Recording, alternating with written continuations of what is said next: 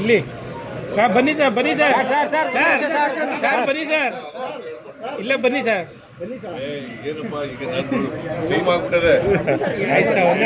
ಜಾಸ್ತಿ ಸರ್ ಊಟ ಚೆನ್ನಾಗಿತ್ತ ಸರ್ ಏನ್ ಮಾಡಿದ್ರಿ ಸರ್ ನೀವೆಲ್ಲ ಏನು ಊಟ ಮಾಡಿದಿರೋ ಅದೇ ಊಟ ಅವರು ಮಾಡಿದ್ರು ನಾನ್ ವೆಜ್ ಊಟ ನನಗೆ ಹುಷಾರಿರಲಿಲ್ಲ ಸೊ ಹಾಗಾಗಿ ಜ್ವರ ಇದ್ದದ್ರಿಂದ ಬಾಯಿನೂ ಕೆಟ್ಟೋಗಿತ್ತು ನಾನ್ ವೆಜ್ ಸಿಕ್ತಲ್ಲ ಕೋಳಿ ಸಾರು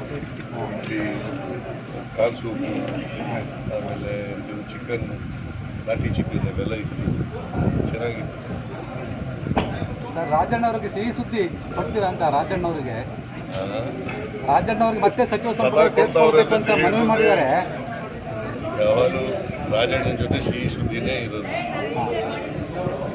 ಅಲ್ಲ ತಾವು ತಮ್ಮ ಅವಧಿಯಲ್ಲೇ ಅವ್ರಿಗೆ ನಿಗಮೆ ಕೊಡಬೇಕು ಅಂತ.